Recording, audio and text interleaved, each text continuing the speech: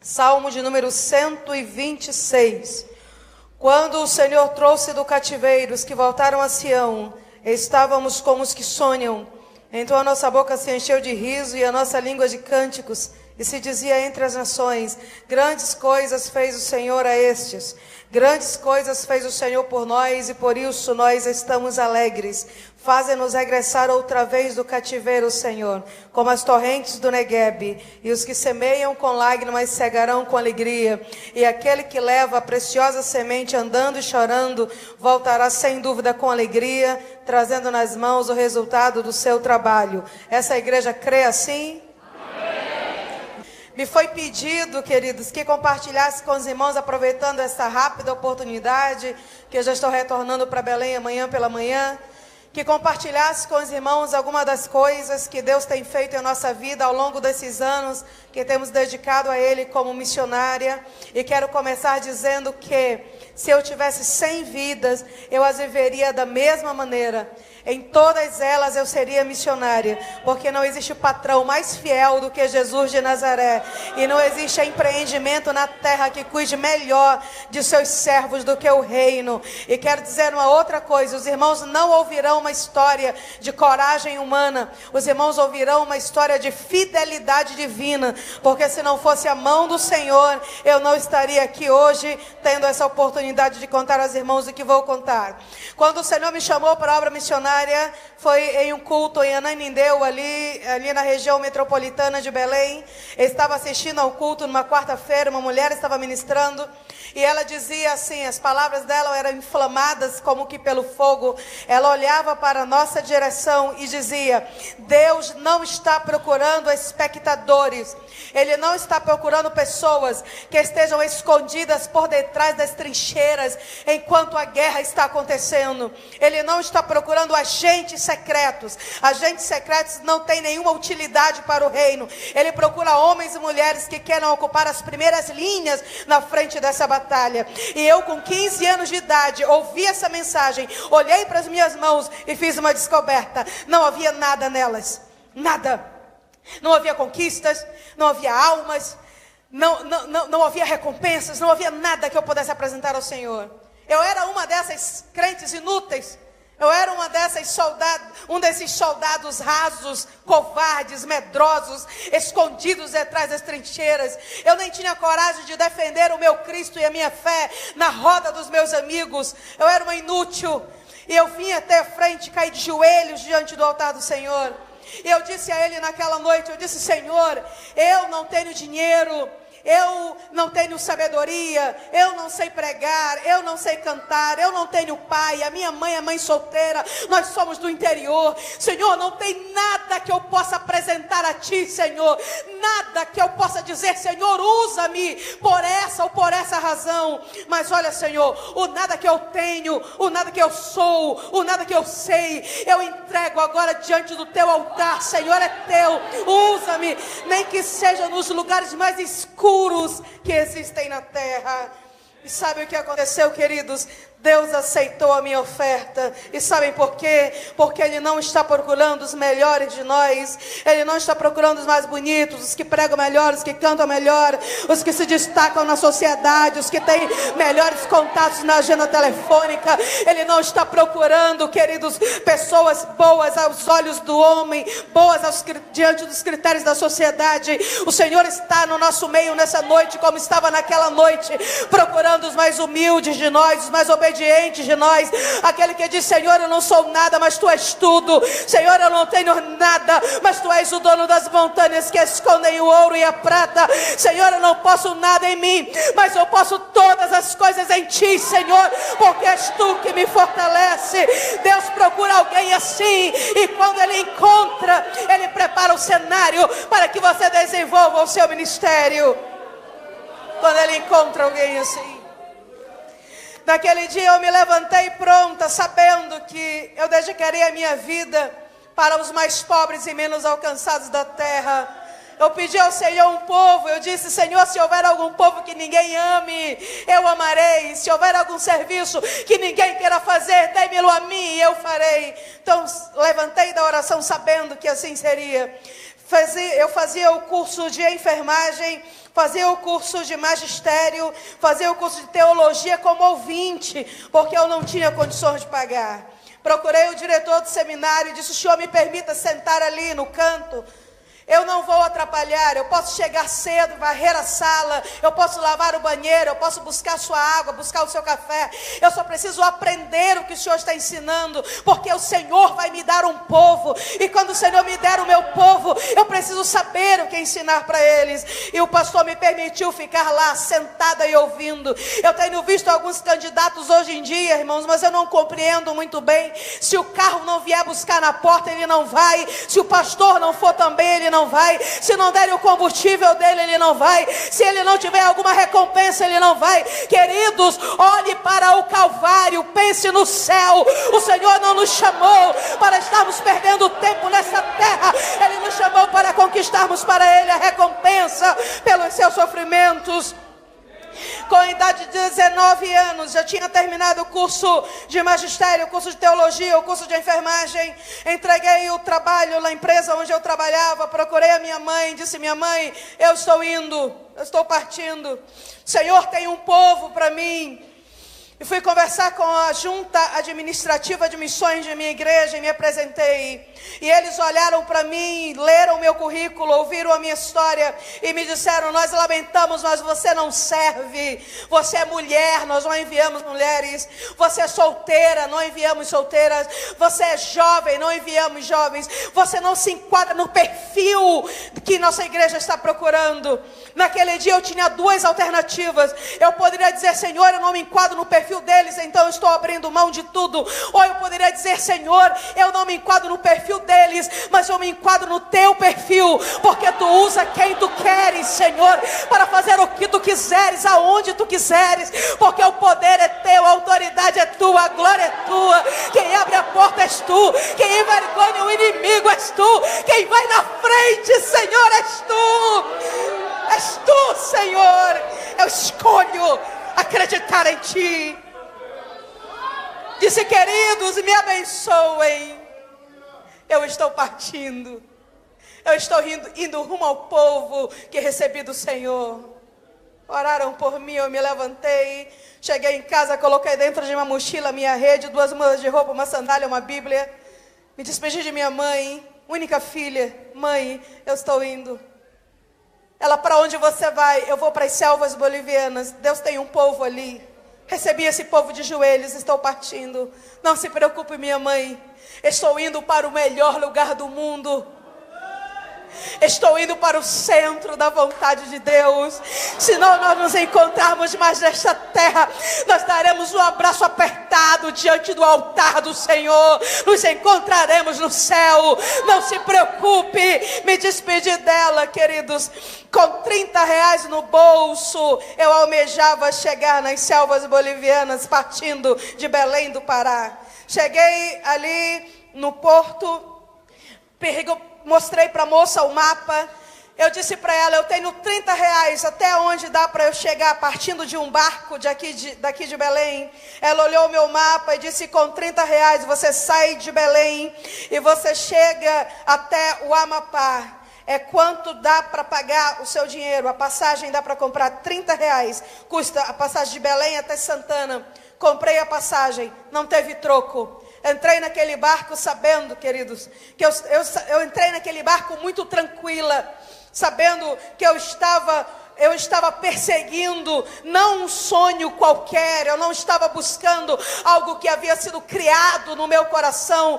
Eu estava atendendo ao chamado de uma voz que me chamava das profundezas do mistério e me dizia: vai, que eu estou contigo, e me dizia: segue, que eu estou aqui. Eu estava obedecendo a uma voz que não me deixava sonhar com nenhuma outra coisa, nem desejar nada, absolutamente nada além do que o mundo tinha para me oferecer. E eu desembarquei em Santana.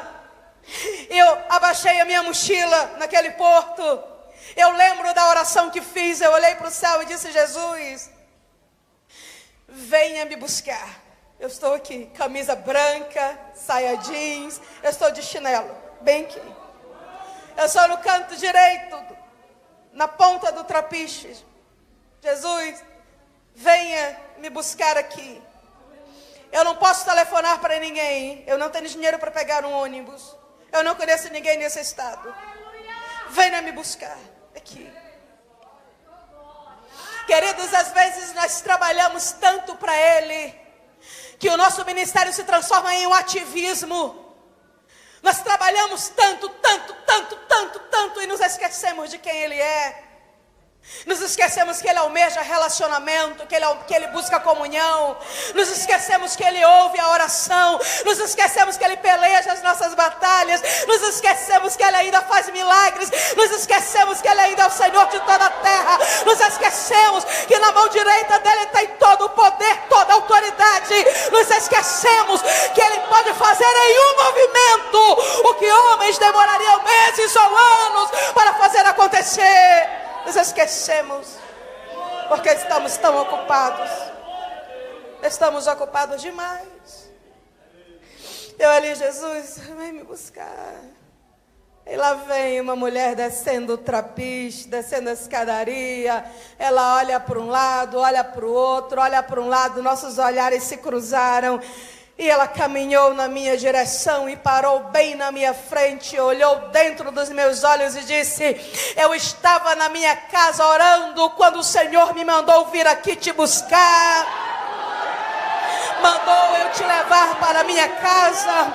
Mandou eu cuidar de ti como uma mãe cuida de uma filha. Mandou eu te vestir. Mandou eu te calçar, te alimentar. Ainda mandou te dar o recado: eu estou vivo, diz o Senhor dos Senhores.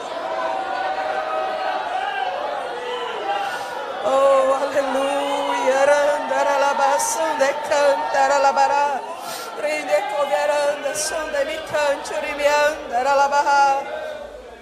Ela me levou com ela, pois ela disse: o Senhor me manda te levar em um lugar. Chegamos no gabinete do pastor Lúcio Francis, pastor presidente da convenção no estado do Amapá, das Assembleias de Deus. Ela disse: pastor, essa moça está indo para a Bolívia. Ele olhou para mim: quem está lhe enviando? Eu disse: ninguém, não, senhor. Quem paga o seu salário? Ninguém paga, não, senhor. Quanto de dinheiro você tem para continuar essa viagem? Eu disse: eu não tenho nada, não, senhor. Qual é o seu nome? Eu disse: é Kellen Gaspar. Ele disse: quem é Valdemir Gaspar? É algum parente seu? Eu disse: é meu tio, irmão da minha mãe. Ele disse: quando eu era uma criança pobre na periferia de Belém, o seu tio amou a minha alma e me conduziu ao Evangelho. Se hoje eu sou pastor dessa igreja e presidente desta convenção, é porque ele ia dirigir os cultos domésticos na minha casa. Vou dizer uma coisa a você: muitas vezes eu orei e disse: Senhor, me dá a oportunidade de abençoar o Valdemir. Nunca vi o Valdemir, mas tu estás aqui, menina, como resposta às minhas orações. Eu serei o teu pastor, eu serei o teu pai, a minha igreja será a tua igreja. Desça até aquele lugar e nós seguraremos a corda. Sabe o que eu aprendi? Eu aprendi que quando nós começamos, Ele começa também.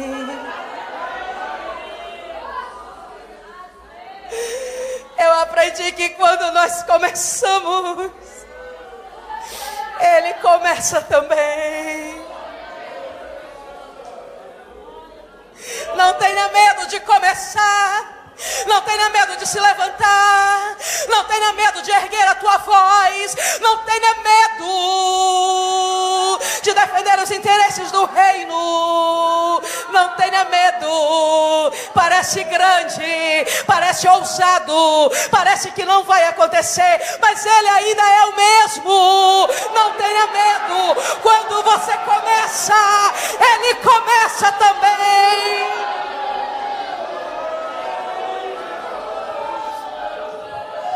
Cheguei no povo, cheguei nos Pacais Novos, encontrei um povo terrivelmente escravizado por Satanás. As mulheres, quando estavam grávidas e comiam algum peixe de pele ou algum animal que tivesse espora, era ensinado pelo pajé, incorporado por um espírito demoníaco, que aquela criança ainda dentro do útero passava a sofrer dores terríveis por causa da espinha do peixe ou da espora do animal, que eram alimentos proibidos durante a gestação. Quando aquela mulher tinha seu filho dentro d'água, cortava o cordão umbilical com um dente, Quando ela vinha de lá com sua criança, a criança era arrancada de suas mãos e enterrada viva por causa de uma mentira de Satanás. Uma vez um índio me disse: eu acredito que existe um Deus maior que os espíritos que conhecemos, mas eu não sei o nome dele, eu não sei aonde ele mora, eu não posso chamá-lo para que ele me defenda. Queridos, a situação era desoladora, não havia esperança, não havia liberdade, não havia alegria, não havia nada, até o dia que Jesus chegou ali. Meu Jesus, quando ele chega no lugar, ele muda tudo. Quando ele entra na família, ele muda a história da família. Quando ele entra na empresa, ele muda a história da empresa. Quando ele chega na comunidade, ele muda a história da comunidade. Quando ele chega no povo, ele divide em dois a história do povo. Era assim antes de Jesus. Jesus chegou, agora a história é outra, é diferente. Jesus chegou ali, as cadeias começaram a se romper, as muralhas começaram a cair. Aquele povo, mês após mês, ano após ano, foi caindo prostrado diante da cruz de nosso Senhor e Salvador Jesus Cristo, prostrados diante do Calvário. Agora a situação é diferente. O pajé bate na porta e diz: ei, o teu filho foi escolhido para apaziguar ou evitar a ira dos espíritos, senão tua casa inteira será destruída. O índio abre a sua porta e diz: meu filho agora é do Senhor Jesus de Nazaré, toda a minha família pertence a Ele, toda a minha criação pertence a Ele, cada centímetro da minha propriedade eu dei para Ele. Os espíritos não podem tocar em nada, porque tudo que eu tenho, eu dei para meu Jesus, e Ele tem que sair, porque não existe nada que o diabo tema mais do que um crente que conhece a autoridade que há no nome de Jesus. A situação agora é diferente. A nossa congregação é coberta de palha, cercada de vara. Nos sentamos no chão, não há bancos, não existe luz elétrica, lamparina, não tem púlpito, é um tamborete. Nada do que vocês estão vendo aqui nós temos lá. Apenas a graça, apenas o preço, apenas o Calvário, é o que nós temos em comum, o resto não. Os índios gostam de orar com o joelho no chão e com o rosto na terra, porque não se consideram dignos de tão maravilhosa salvação, de tão maravilhosa graça. O hino que eles mais gostam de cantar é o hino que diz assim, ó, olha para mim: Pitspina, pitspina, pitspina, kutspinai kakarakat neshi jeji. Pitspina, pitspina, pitspina, kutspinai kakarakat neshi jeji. Mitspina, paitpanam, kutkanam, parem pai kakarakat pitspina, pitspina, pitspina, kutspinai kakarakat neshi jeji. Traduzido para o português diz assim, ó, olha para mim: acabou, acabou, acabou. Todo o peso da minha alma se acabou. Meu Jesus me libertou.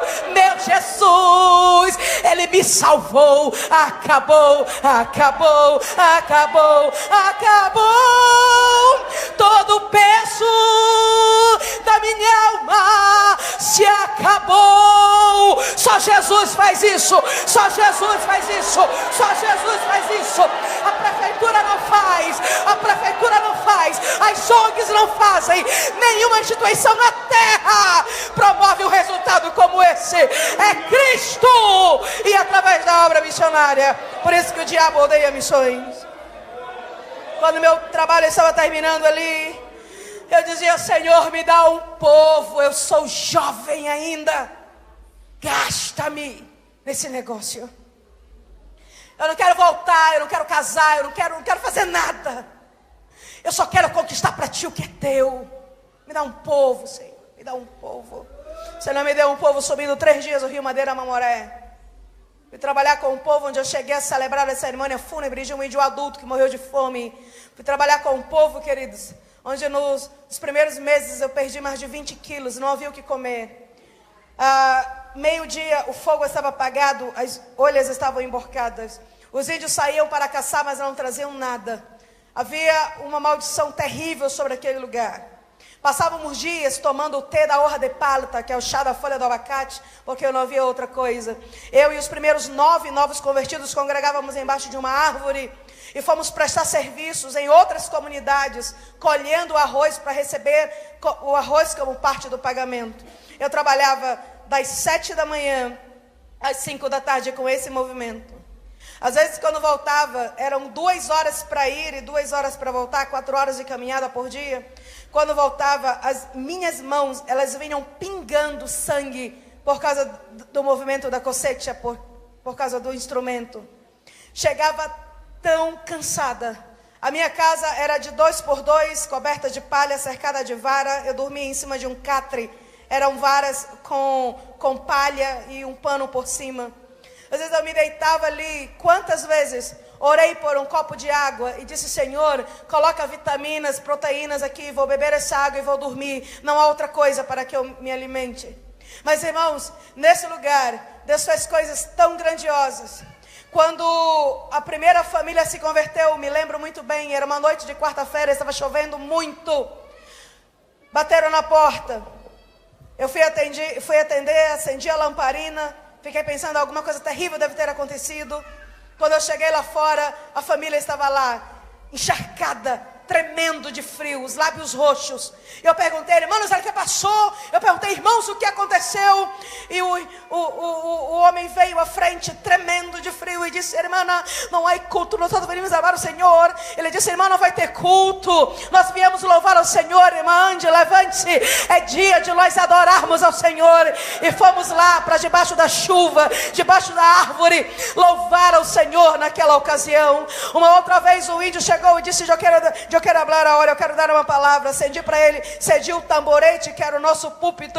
Ele disse: irmão, já é salido para Monte Acheyer. Ele disse: eu saí para caçar há 3 dias. Ele disse: já é passado a noite, ele era muito para ele, outra não nada. Eu passei 3 dias e noites no mato caçando, mas eu não trouxe nada. Ele disse: eu me morri, meus hijos temos hambre, me olha nossa cena. Eu, minha mulher, meus filhos estamos com fome. A nossa panela está vazia. E eu pensei, sentado no chão onde eu estava: ele vai dizer agora que me adianta ser crente, se me olha não está llena. Ele vai dizer que me adianta ser crente se minha panela está vazia. Jesus, o que é que eu vou dizer para esse homem? O que eu vou dizer para este povo? Mas ele não disse nada disso. Esse índio, queridos, novo convertido, analfabeto, olhou para nós, iluminados por aquela pequena chama da lamparina, e disse: pera, irmãos, eu estou muito contente com o meu Senhor Jesus. Ele disse: mas irmãos, eu estou muito feliz com o meu Senhor Jesus, porque ele me disse no meu coração que lá no céu, para onde eu vou, nunca mais eu sentirei fome.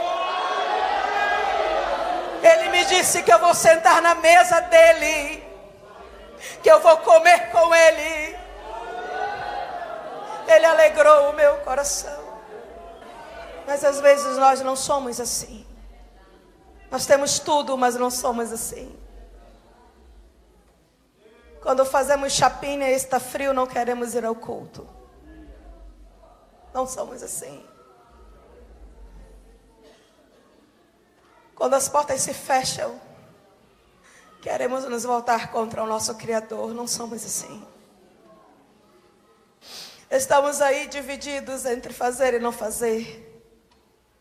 Estamos aí, muitos de nós, sentando em mesas que não deviam sentar. Não conseguiram ainda se decidir. Não conseguiram ainda se firmar. Se tem tudo, estão aqui. Se falta alguma coisa, o Senhor já não pode contar com eles. Precisamos aprender com esses índios a sermos uma igreja diferente dessas que vão morar no céu. Queridos, precisamos pensar menos na terra e precisamos pensar mais no céu. Os homens que mais fizeram na terra foram os que mais pensaram no céu. Vamos pedir para que o Senhor nessa noite mude a nossa visão das coisas. Vamos pedir para que o Senhor nessa noite tire o tampão que existe nos nossos ouvidos. Vamos pedir para que nessa noite o Senhor incendeie o nosso coração. Vamos pedir para que Ele nos transforme em crentes que ouvirão o som da última trombeta e que amam o que Ele ama. Meu trabalho terminou ali. O índio chegou para mim e disse: irmã, você também, os olhos, o pelo está tudo amarillo. Ele disse: irmão, você está tão bonita, os seus olhos, sua pele está tudo amarelo. Eu tinha um guarda-roupa, era uma caixa de papelão. Eu tinha um espelho, eu não vi o meu reflexo há muitos meses, mas eu procurei esse pedaço de espelho e vi o meu reflexo. Eu me assustei com o que eu vi. Quando eu descobri essa inflamação hepática, eu já não podia ficar de pé, estava muito fraca. Eles me levaram para Guaiará-Mirim, fui internada. O médico disse que eu precisava fazer um tratamento, era um longo tratamento, os remédios eram caros. Eu não tinha como vir ao Brasil. Fiquei ali internada.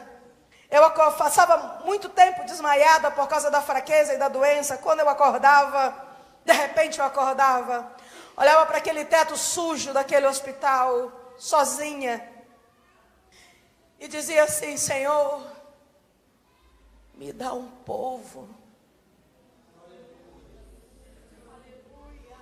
Eu preciso de um povo. Preciso fazer alguma coisa para ti, porque as minhas mãos estão vazias. Senhor, me dá um povo. Eu preciso de um povo. E desmaiava. E acordava algum tempo depois, olhava para cima de novo e dizia: Jesus, me dá um povo. Me dá um serviço, me dá um trabalho, me dá uma batalha, me dá um problema para resolver.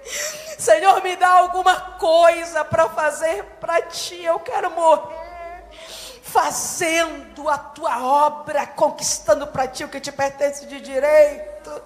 Até que um dia me levantei da cama, saí me segurando pelas paredes do hospital e fui embora. Não recebi atendimento, não tinha dinheiro.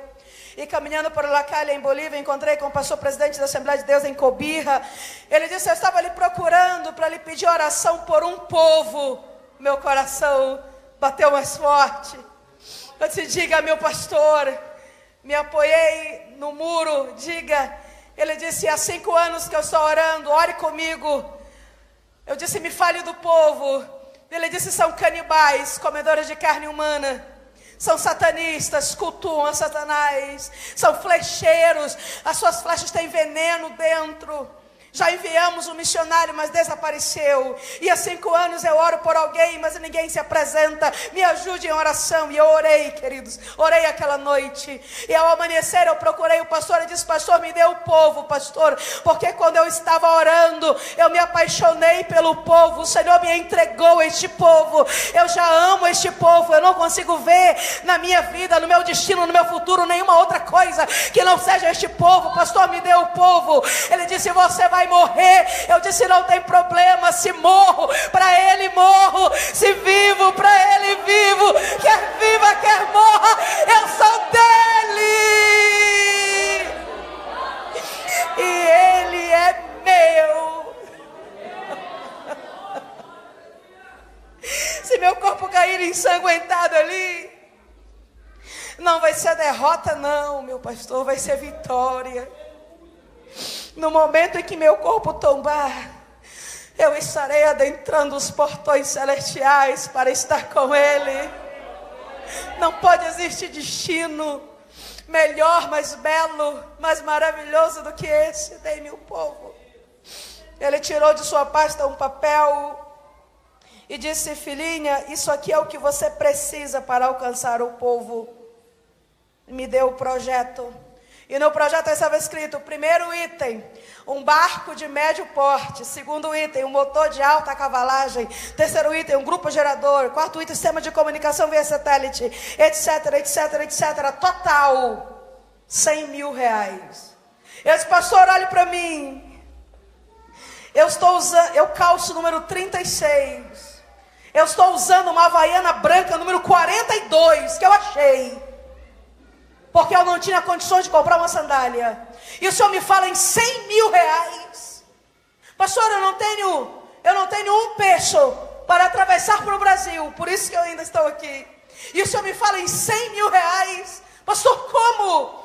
Ele disse: minha filha, quem trabalha para o Senhor tem seu nome escrito na folha de pagamento do céu. O departamento pessoal não fica aqui não, fica à direita do trono. O teu trabalho é descansar, o teu trabalho é confiar, e o trabalho dele é fazer o que tu não podes fazer. Recebi o povo, recebi o papel. Ele disse: você tem 1 ano para levantar os recursos. Passei 6 meses esperando o obreiro subir barranco, 3 meses me recuperando de uma outra crise hepática. Me sobraram 3 meses para levantar 100 mil reais. Cheguei no Brasil, vendi lanche na porta do templo, vendi minha bicicleta, vendi meu gravador, vendi meu Walkman, vendi minhas roupas em uma pechincha para comprar este barco. Irmãos, eu fiz tudo o que era humanamente possível fazer. Em 1 mês e meio, eu fui contar quanto eu tinha. Eu tinha 1.200 reais, faltava 98.800, e eu só tinha 1 mês de prazo. Sabe o que eu fui fazer, queridos? Fui me dobrar diante da soberania do meu Senhor. Fui contar para Ele, fui orar, fui pelejar essa batalha em oração. Nós temos visto poucas vitórias hoje em dia, porque em vez de nós irmos orar, nós publicamos no Facebook. Em vez de nós irmos orar, nós escrevemos um Twitter. Precisamos voltar a dobrar o nosso joelho para ver a mão de Deus se movendo em nosso favor. Eu estava ali buscando, e numa madrugada o Senhor disse, eu estava dizendo: ah, Senhor, se eu tivesse tempo, e se não fosse o tempo, e por causa do tempo. E o Senhor disse: ei, você sabe quem eu sou? Eu sou o Senhor do tempo. Eu digo ao tempo: vai, ele vai. Eu digo ao tempo: para, e o tempo tem que parar. Eu não preciso de tempo para trabalhar. Eu chamo o tempo, e ele rasteja até a minha presença.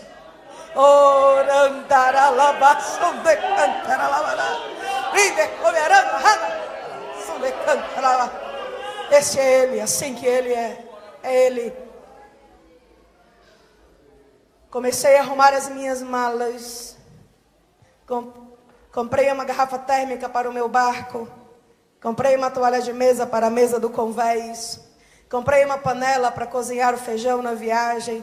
Marquei o dia da partida no Trapiche de Icoaraci. Anunciei no rádio e contei para todo mundo. Alguém me disse: você já tem um barco? Eu disse: meu barco existe. Está pronto. Alguém está cuidando dele para mim. Em julho, dia 27, ele vai estar lá em Icoaraci, no meu culto de despedida. Fiquei esperando. Tudo arrumado, tudo pronto. Me despedi de todo mundo. Mandei convite para esse culto, para todas as igrejas que eu conhecia. E fiquei esperando. Tive um convite para ministrar na cidade de Portel. Eu precisava de 98.800 reais. Recebi um convite para ministrar na igreja na beira do rio Pacajá. Igreja do tamanho deste púlpito. A igreja ficava na beira do rio Pacajá no interior de Portel, Portel no interior do Marajó, Marajó no interior de Belém. Eu precisava de 98 mil reais, e o Senhor me levou para o interior, do interior, para me dar uma lição. Sabe qual era a lição? Deus não precisa que a geografia seja favorável para abençoar os seus servos. Ele abençoa onde Ele quiser, porque a bênção vem da mão dEle. Não precisa dizer: eu vou para ali porque é maior, eu vou para ali porque é melhor, eu vou para ali porque não. Esqueça isso. Diga: Jesus, para onde eu vou? Se for pequeno, Ele faz ficar grande. Se for deserto, Ele faz florescer. Não se preocupe. Preocupe-se apenas em ser fiel. A bênção vem da mão dEle. O crescimento vem dEle. Tudo vem dEle. Entrei, dobrei o joelho, disse: Jesus, não entendo não. Mas tu não me chamou para entender, tu me chamou para crer, Senhor. E eu quero te dizer que eu estou crendo. Igrejinha de madeira, um monte de canoinha amarrada no porto. Preguei. Estava terminando de pregar, um senhor, um homem sentado numa cadeira branca do lado esquerdo. Ele deu um grito. Ele gritou assim, ó: ai, meu coração! E caiu. O pastor que estava do meu lado disse: o irmão deve estar infartando. Vá lá. E eu desci, fui onde o irmão estava caído no chão. Ele olhou para mim: coração, o que tem seu coração, meu irmão? O que é que o senhor está sentindo? Ele estava gelado, os lábios estavam roxos, a pele pegajosa. Eu disse: irmão, o que é que o senhor está sentindo? Olhe para mim. E ele disse: o coração. O que tem o seu coração, meu irmão? E ele disse: o meu não. O coração de Jesus. Disse: irmão, não entendo. O que tem o coração de Jesus? Ele disse: é seu. O Senhor me mandou lhe dar. Receba. Receba, o coração de Jesus é seu. E pegou na minha mão e eu disse: irmão, desculpe, continuo sem entender. O que é o coração de Jesus que o Senhor está me dando? Ele disse: coração de Jesus é o nome do meu barco. É um barco de 20 metros de comprimento, 4 metros de largura, com motor MWM 114, com 2 bombas d'água, com grupo gerador, com televisão, com parabólica, com freezer, com fogão, com micro-ondas, com sala de máquina, com instrumentos de navegação, avaliado em 100 mil reais. O barco é seu, receba, o Senhor me mandou te dar. Ele vive.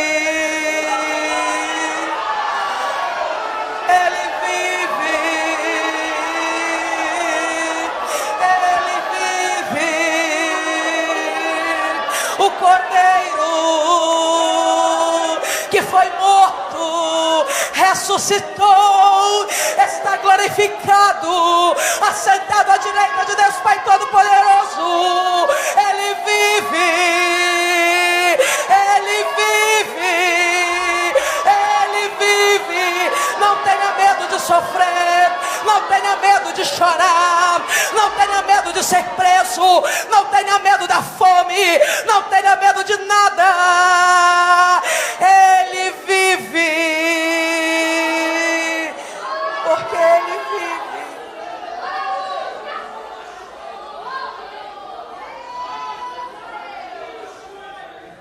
Eu disse: irmão, como foi isso? Ele disse: eu estava ouvindo você pregar, quando de repente uma voz me chamou pelo meu nome e me disse assim: Dulcival, dá o barco para ela.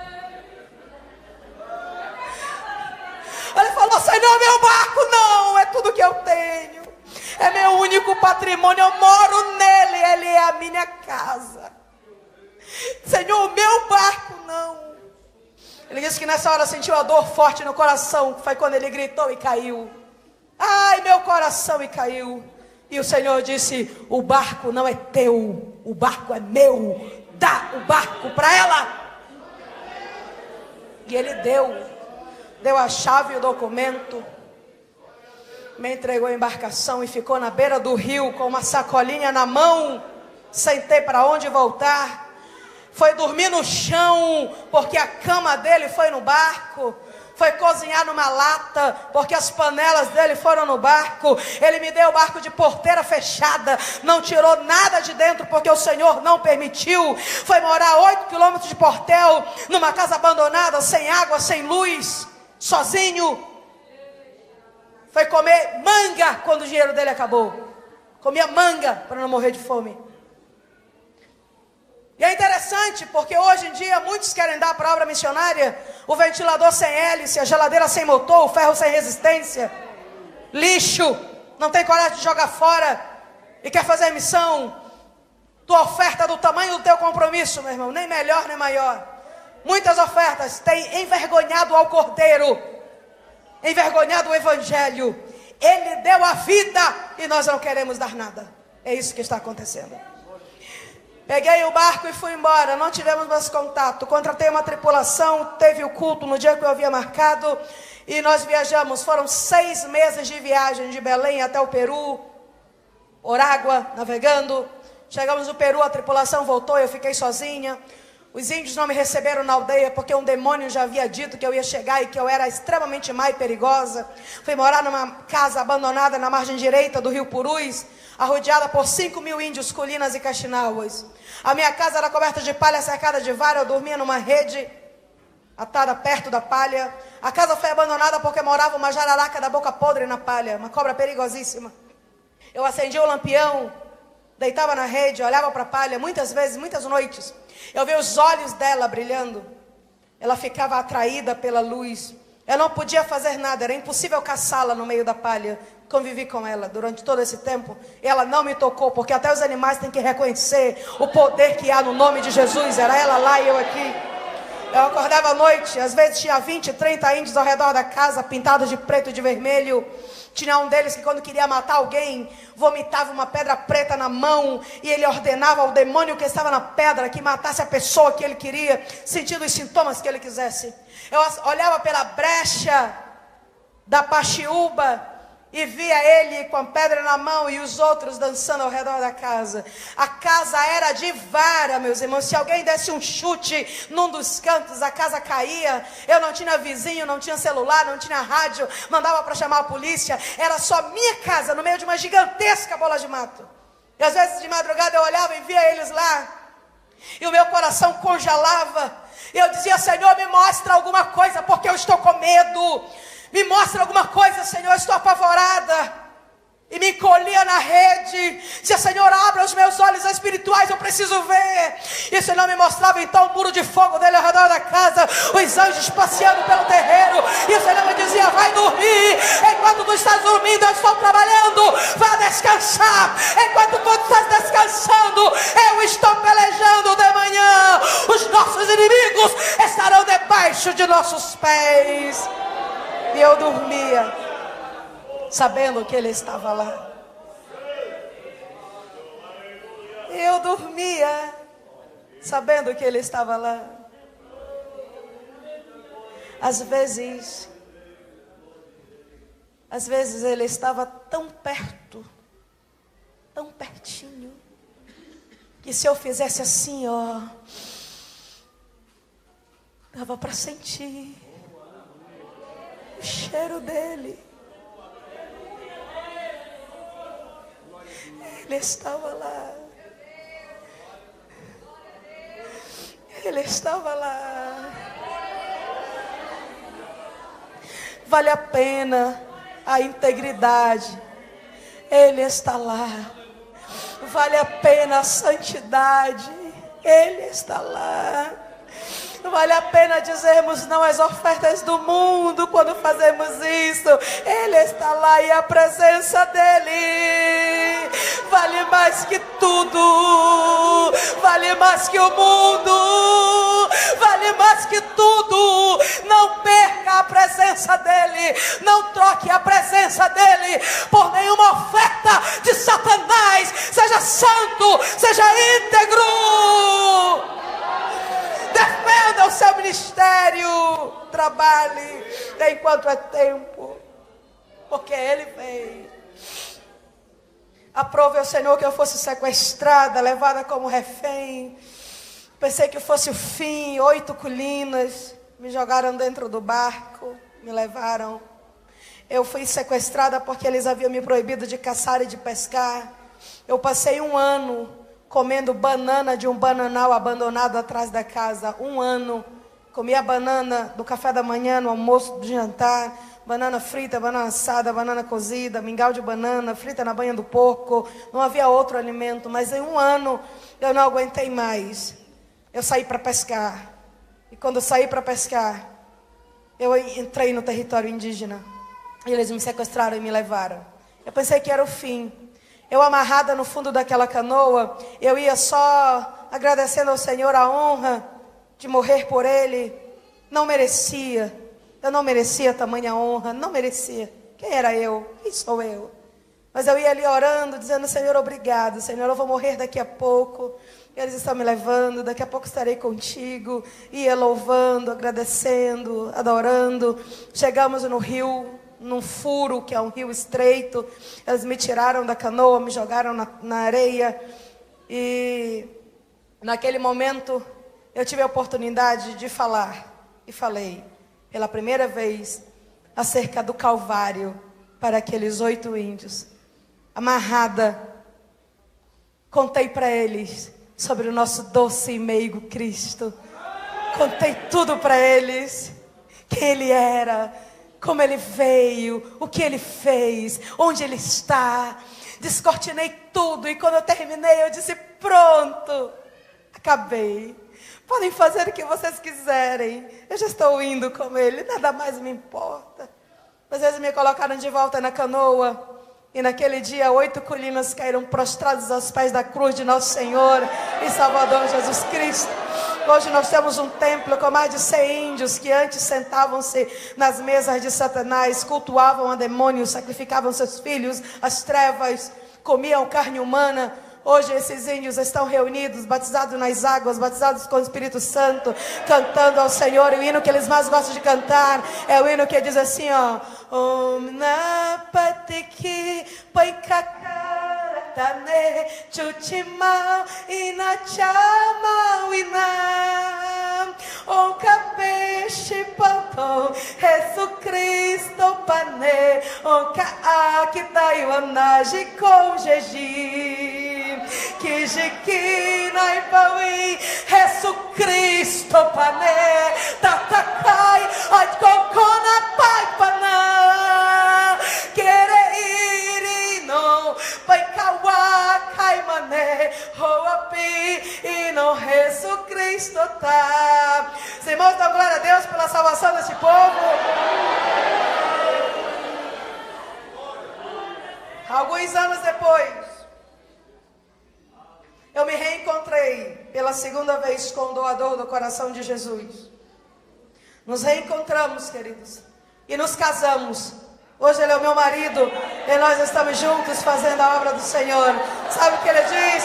Foi o maior investimento que eu fiz na minha vida. Eu dei o coração de Jesus para ela e Jesus deu o coração dela para mim. Sabe o que ele diz? Foi a melhor coisa que eu poderia ter feito. Eu dei um barco. Jesus me deu o barco de volta, me deu uma esposa, um ministério. E nós estamos há 12 anos dizendo para quem quiser ouvir: vale a pena ser fiel a um Deus que é fiel. A nossa vida não está nas mãos do acaso, está nas mãos de Deus. Fiquem de pé, por gentileza.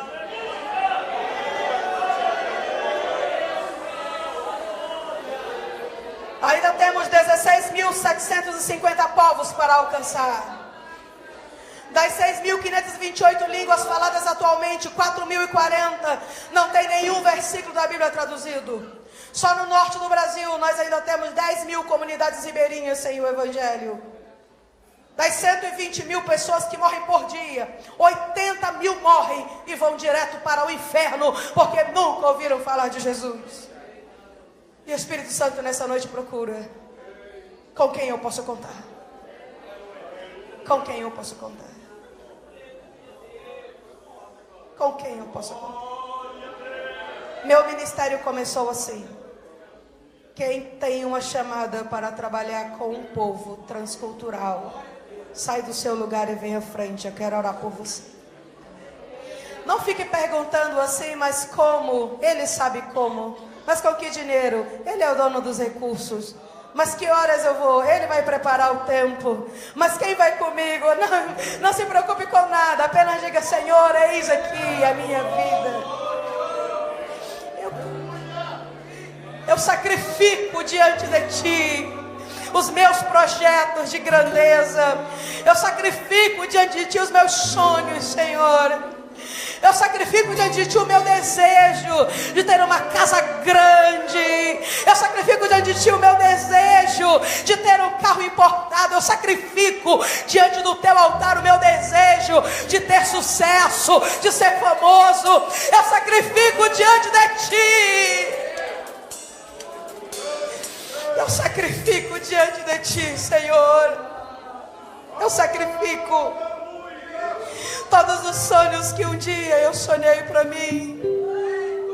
E entrego a Ti a minha vida nesta noite. Dá para Ele. Eu entrego para Ti a minha vida nesta noite, Senhor. Diga: Senhor, se tem um povo para mim, Senhor, se tem um povo para mim, eu estou aqui para receber. E não me importa, Senhor, se eu estarei sozinho. Não importa se eu não terei apoio. Não importa se eu sofrerei. Não importa se eu padecerei fome. Não importa se eu padecerei solidão. Não importa se eu serei perseguido. Não importa, Senhor, se eu serei lançado dentro de uma prisão. A mim me importa, Senhor, fazer a tua obra, conquistar para ti aquilo que é teu. Vai entregando aí, vai entregando.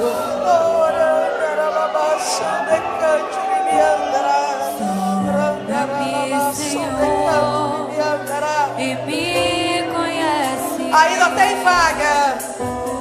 Quebranta o meu coração.